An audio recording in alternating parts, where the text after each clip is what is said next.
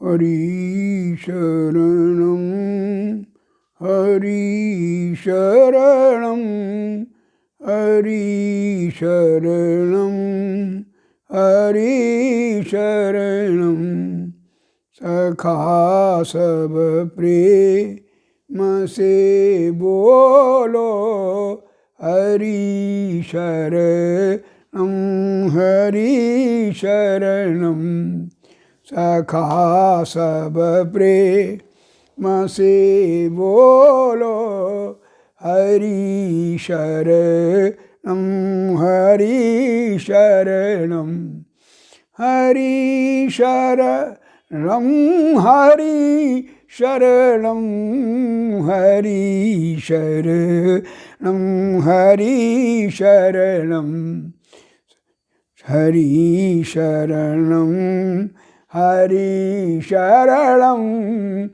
हरि शरणं हरि शरणं हरि शरणं हरि शरणं हरि शरणं हरि शरणं। विगत 2-3 दिनों से गीता के एक जो क्रमबद्ध कार्यक्रम चल रहा है उस संदर्भ में 2 अध्याय उसके समाप्त हो चुके हैं। प्रथम अध्याय विषाद योग का है, दूसरा अध्याय सांख्य योग का है अथवा ज्ञान योग भी उसे कहते हैं। गीता का जो ज्ञान है इसमें क्रमबद्ध है। कोई भी व्यक्ति जब मार्ग भूल जाता है, विस्मरण हो जाता है, तो उसे उसका वो पूछता है या किसी मार्गदर्शक को खोजता है और तब पूछते उससे मालूम करके वो उस मार्ग को पता लगे उस पर गमन करता है। फिर उसे कैसे जाना है, क्या करना है, जैसे किसी ने किसी को मार्ग तो बता दिया, अब मार्ग में क्या कठिनाइयां आएंगी इस पर भी भगवान कृष्ण सब समझते हैं। वे उसके साथ हैं शुरू से। पूरी गीता में कृष्ण आदि से लेकर के और अंत तक उसका मार्गदर्शन करते हैं। दूसरे से पूछने की कोई आवश्यकता ही नहीं है, क्योंकि कृष्ण सदैव उसके साथ हैं अर्जुन के। इसलिए जितनी वे भटकाव हैं, जितनी विचलने हैं, जितनी अटकनें हैं, जितनी बाधाएं हैं, उनका रुकावटें हैं, उनका सबका समाधान कृष्ण वहीं मौजूद है, विद्यमान है। तो पहले तो विषाद हुआ अर्जुन को। कृष्ण साथ ही हैं, कोई समस्या नहीं, अकेला तो है नहीं। और कृष्ण सर्वज्ञ हैं। जहाँ कृष्ण है वहाँ ज्ञान है, भक्ति है और कर्म भी है। सारी चीजें हैं। गीता हमको यही संदेश देती है कि कृष्ण सब कुछ है अपने में, कम से कम गीता के परिवेश में। कोई ऐसी चीज नहीं जो दूसरे से पूछना है, बाहर से लेनी है या कोई। हर समस्या का, अर्जुन के प्रश्नों का भी भगवान उत्तर देते हैं, उसकी जिज्ञासाओं का भी समाधान करते हैं। और उसका मार्गदर्शन भी करते हैं। तीनों काम करते हैं। जिज्ञासाओं का समाधान करते हैं, प्रश्नों का उत्तर देते हैं। समस्याओं का निराकरण ही भगवान नहीं करते, बल्कि मार्ग भी बताते हैं कि अर्जुन तुम लक्ष्य को कैसे प्राप्त करोगे, और लक्ष्य के प्राप्त तक अंतिम क्वालिफिकेशन तक भगवान कृष्ण अर्जुन का साथ देते हैं। और सारी तरह से जब अर्जुन सब प्रकार से संतुष्ट हो जाता है, तब भगवान कृष्ण कहते हैं कि क्या तूने मेरे इस ज्ञान को सुना? क्या तेरा माया मोह से जो अज्ञान नष्ट हुआ? समस्याएं हो नहीं, कोई तुझे और कोई भ्रम, कोई संशय, कोई शक, सुबह कोई चिंता, कोई अज्ञान, कोई भी अन्य समस्या अगर और भी रह गई हो तो बताओ। गीता के सहज ज्ञान को प्रतिष्ठापित करते हैं भगवान कृष्ण अर्जुन। बलात् नहीं थोपते। सब कुछ समझाने के बाद, सारी संतुष्टि करने के बाद भी भगवान कृष्ण कहते हैं कि अगर तेरे सामने अब भी कोई समस्या है, अगर अभी भी कोई प्रॉब्लम है, तो मुझे अर्जुन बता दो। तब 18वें अध्याय में बड़ी सुंदर इसलिए कहा कि बिना इसके बनेगा नहीं।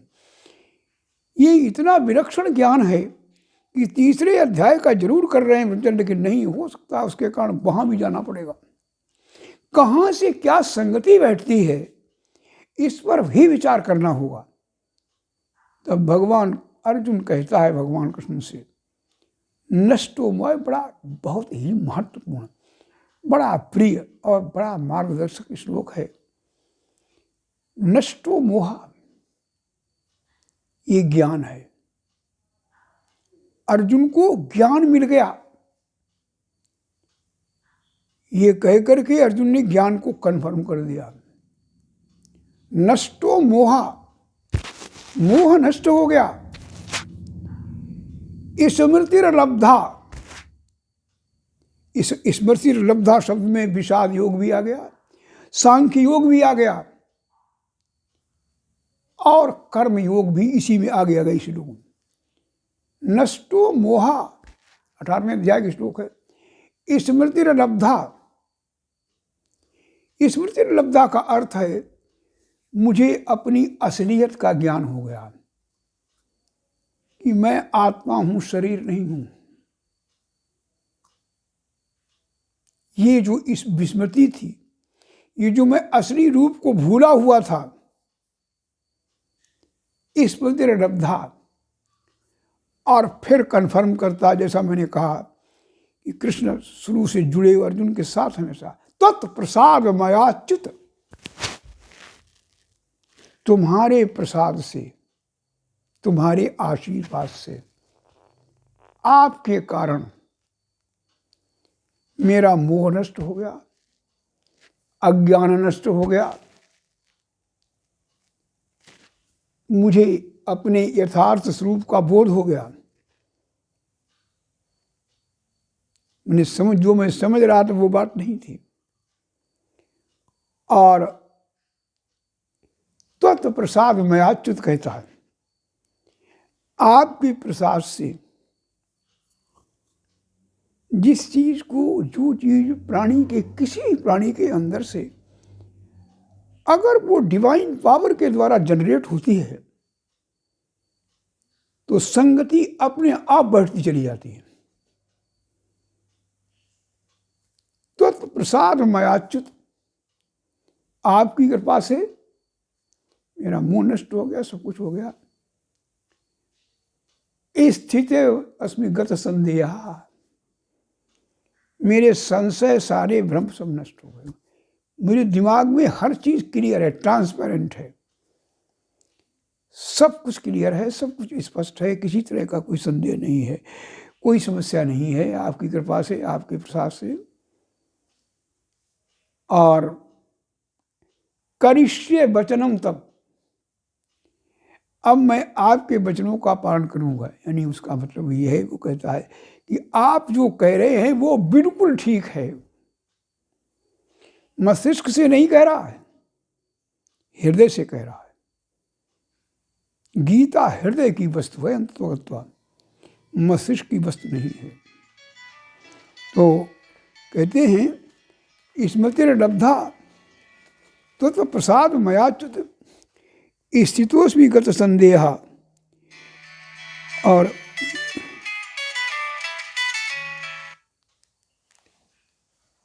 हेलो, तो सारी समस्याओं का हल हो गया और अर्जुन ने समझ लिया, हृदय से वो इस बात को कहता है कि मेरे हृदय में किसी तरह का कोई संशय और भ्रम नहीं रहा। अब मैं आपके वचनों का पालन करूंगा, क्योंकि जो आप कहते हैं वही ठीक है। उसके अंदर ये बात बिल्कुल व्याप्त हो गई, उसके हृदय ने इस बात को पूर्णतः स्वीकार कर लिया। ये भी देखना है कि अर्जुन मस्तिष्क से नहीं बोला वहां, उसका हृदय कह रहा है, पूर्ण हृदय की बात है कि आपकी कृपा से मेरा सब कुछ दूर हो गया और मैं अब आपके वचनों का पालन करूंगा। तो यहाँ पर भगवान अर्जुन को मोह हुआ, विषाद हुआ, या जो भी समस्या हुई उसका निवारण, अज्ञान भी कहते हैं उसे, मोह भी कहने, भ्रांति भी कहने, कई शब्द हैं। और इन सब का उत्तर ज्ञान है। भ्रांति भी ज्ञान से दूर होगी, मोह भी ज्ञान से दूर होगा, और इनके सबके मूल में ज्ञान है। इसीलिए दूसरे अध्याय का नाम सांख्य योग अथवा ज्ञान योग है, सांख्य ज्ञान को कहते हैं। अब तृतीय अध्याय प्रारंभ होता है। ये अध्याय कर्मयोग का है। ज्ञान को क्रिया में कैसे लाया जाए, इसका मटीरियलाइजेशन कैसे हो, इम्प्लीमेंटेशन कैसे हो, इसलिए ये कर्म में कैसे चरितार्थ हो, इसलिए गीता का तृतीय अध्याय कर्मयोग है। यहाँ कर्म करने में भी भगवान अर्जुन को बताएंगे कि वो कैसे कर्म करे। क्योंकि कर्म करने से पहले मनुष्य को ये मालूम होना चाहिए कि वो क्या कर्म करे, और फिर जब क्या कर्म करे, पहले तो कर्म का स्वरूप निर्धारण हो, फिर वो उसको कैसे करे और क्यों करे। भगवान कृष्ण कहते हैं कि कर्म करना सभी के लिए अनिवार्य है, और यहां तक कहते हैं नहीं कश्चित क्षणमपि तिष्ठ कर्म कर, कोई भी प्राणी क्षण मात्र बिना कर्म किए हुए रह नहीं सकता। उसे कर्म तो करना ही है। जब कर्म करना अनिवार्य है तो फिर जो इतनी सबसे महत्वपूर्ण चीज है, तो फिर ये भी आवश्यक है कि वो कौन सा कर्म करे और कैसे करे उनको। और भगवान कृष्ण ने यहाँ तक कहा है, कर्म संधि जनकादया, जनक इत्यादि ज्ञानी जन भी, कृष्ण कहते हैं, यही तृतीय अध्याय का सार है, कि चाहे कोई भी हो, कर्म के बंधन में सभी बंधे हैं। कर्म की मर्यादा में, कर्म के अनुशासन में,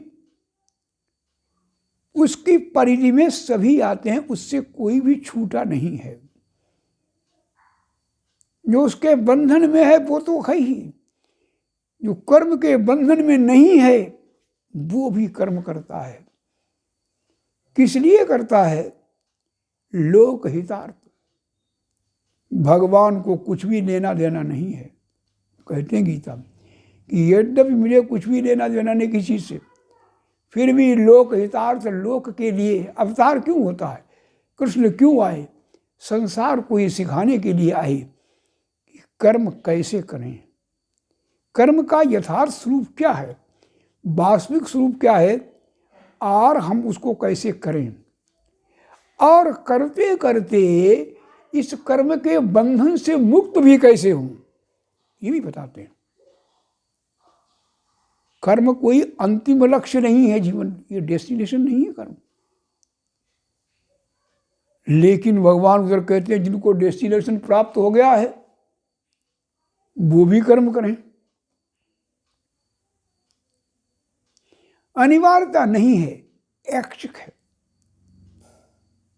जैसे एक घर का मालिक चाहे कितनी उसके पास सुविधाएं हों, चाहे कितने लग्जरीज एंड कंफर्ट्स हों, उसे कुछ भी अभाव नहीं है, फिर भी ये लगाव है कि उसका घर है। परमात्मा को ये लगाव है कि ये संसार हमारे द्वारा बनाया हुआ है। राम कृष्ण को ये लगाव है कि ये वो नहीं है, लगाव इस बात का है कि सृष्टि हमारे द्वारा सृजित है, इसलिए ये भी हमारे मय रहे। कोई भी प्रबुद्ध व्यक्ति, विवेकशील प्राणी ये नहीं चाहता कि उससे उत्पन्न जो जनित वस्तु है वो विकृत हो जाए, उसमें कोई खराबी आ जाए। भगवान का भी यही विधान है कि उन्होंने जिस सृष्टि को बनाया वो ये चाहते हैं कि बहुत ढंग से चले। और श्रेष्ठ पुरुषों के लिए भगवान बड़ी अच्छी बात कहते हैं। क्यों कर्म करें? कर्म भगवान ने सबके लिए जरूरी बताया, इसलिए बताया कि वे कहते हैं तीसरे यद यद आचरति श्रेष्ठ देवे तरोजना। श्रेष्ठ पुरुष जैसा जैसा आचरण करता है, शेष लोग उसी के अनुसार आचरण करने लगते हैं। सयत प्रमाणम कुरुते, वो जैसा प्रमाण कर देता है, जैसा लोगों को मार्गदर्शन, जैसा कर्म करके बताता है, पहले स्वयं कर्म करता कि उसके अनुसार लोग चलें। वो उनका कर्म मार्गदर्शक है समाज के लिए और सारे संसार के लिए। कृष्ण की भी यही स्थिति है। तो वो कहते हैं कि दो चीजें और बताई उन्होंने।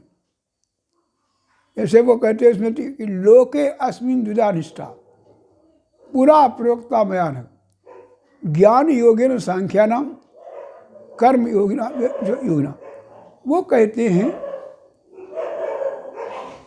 कि इस तरह दो तरह की निष्ठाएं कही गई हैं। एक तो ज्ञान है, तो कर्म ही बताया कि वो सृष्टि के लिए अनिवार्य है, लोगों के मार्गदर्शन के लिए भी। और ये भी कृष्ण ने सबसे अच्छी बात बताई कि कर्म करते करते हम कर्म के बंधन से कैसे मुक्त हों। कृष्ण प्राणी को बांधते नहीं, मुक्त करते हैं। अनुशासन बंधन नहीं, संयम बंधन नहीं, मर्यादा बंधन नहीं है, क्योंकि ये सारे बंधनों को तोड़ते हैं, इसलिए बंधन नहीं है। जो बंधन को तोड़े वो बंधन नहीं है। अगर मजबूत नहीं होगा तो वो कैसे तोड़ेगा? लगता है कि संयम और अनुशासन एक बंधन, लेकिन कोई बंधन नहीं है। ये इसलिए है कि सारे बंधन टूट जाते हैं, इससे कोई बंधन नहीं रह जाता। लोग कभी कभी बड़ी बहस और तर्क वितर्क करते हैं, क्या संयम और अनुशासन ये बंधन नहीं है? नहीं, ये कोई बंधन नहीं है। जो पशुता से दिव्यता की ओर ले जाए, जिससे प्राणी का निरंतर विकास हो, संकीर्ण परिधियां टूटती चली जाएं, विराट में पहुंचे व्यक्ति, वो बंधन नहीं है। वो बंधन भी मुक्ति से ज्यादा अच्छा है। ये भी समझना होगा कि बंधन का उद्देश्य क्यों? बंधन से भगवान ने कह दिया कि मेरे लिए कर्म का कोई बंधन, फिर भी मेरे द्वारा कर्म किए जाते हैं। क्यों कर्म किए जाते हैं? लोक हित के लिए, लोक कल्याण के लिए, संसार को चलाने के लिए। संसार सही ढंग से चलता रहे, संतुलित अवस्था में रहे, साम्य अवस्था में रहे, प्राकृत अवस्था में रहे, स्वाभाविक उसमें रहे। इसलिए वो कहते हैं कि मेरे द्वारा भी कर्म किए। इसीलिए तो मैं आता हूँ लोगों को कर्म का संदेश देने कि कर्म, लोग कर्म कर्म चिल्लाते हैं, लेकिन कर्म के नाम पर अकर्म हो रहा है, कर्म नहीं हो रहा। जो कर्म सृष्टि के विधान में सहायक नहीं है, वो कर्म नहीं है। परमात्मा की जो सृष्टि है, जो संरचना है, उसको हम सत्यम शिवम और सुंदरम से युक्त करने में कहाँ तक सहायक हैं, कहाँ तक हम सफल हैं, उसमें हमारा कितना योगदान है, महत्वपूर्ण ये है। और एक बात प्रायः मैं कहा करता हूँ कि इस संसार में nothing is personal in this world. इसमें व्यक्तिगत कुछ भी नहीं है। क्यों व्यक्तिगत नहीं? इसलिए नहीं है कि हमारे हर कर्म, हमारे हर भाव, हमारे हर विचार और चिंतन के प्रभाव से सारी सृष्टि प्रभावित होती है। इसलिए व्यक्तिगत कुछ भी नहीं है। व्यक्तिगत है तो यही है कि हम समष्टि से जोड़कर कर्म करें, हम प्रभु को समर्पित होकर के कर्म करें, हम विराट के प्रति वो रहें। व्यक्तिगत तो हमारा व्यक्तिगत भी समष्टिगत है, व्यक्तिगत कुछ है ही नहीं, कुछ भी व्यक्तिगत नहीं। उस व्यक्तिगत का क्या व्यक्तिगत है जिसमें हम औरों को भी ले जाएं और स्वयं भी चले जाएं? ये क्या व्यक्तिगत है? Not personal. You are not entitled to perform the wrong actions. शक्ति इसलिए नहीं दी गई कि जो मन हो सो करने लगो। अंदर तो इनफॉलिबल गाइडेंस है। उससे पूछिए वो अंतर चेतना क्या कहती है, उसके अनुसार आप काम करें। मनमाने ढंग से काम नहीं होता कि हम जो चाहें सो करने लगे ना। और लाभ क्या, कैसे मनमाने ढंग से कौन कार्य हो रहा है और ठीक ढंग से कौन हो रहा है? अगर आप कार्य, जिस कार्य को आप कर रहे हैं उसमें आपका हृदय प्रसन्न है, हृदय चाहता है बहुत अच्छा है, बहुत बढ़िया, वो काम ठीक, क्योंकि हृदय उसी को चाहेगा जो वास्तव में ठीक होगा। और इसीलिए कभी कभी लोग खिन्न होते हैं, हृदय विलीन करते बिगड़ते। हृदय मनुष्य का जो प्राकृत अवस्था में प्राप्त हार्ट है, उसमें इस तरह की समस्याएं नहीं है। ये उसकी बनाई ही उसके अज्ञान के कारण, आवरण जो उसने डाल रखे मार तमाम, इस कारण से, और किसी कारण से नहीं है। तो ठीक, इतना ही रखें, काफ़ी समय हो गया।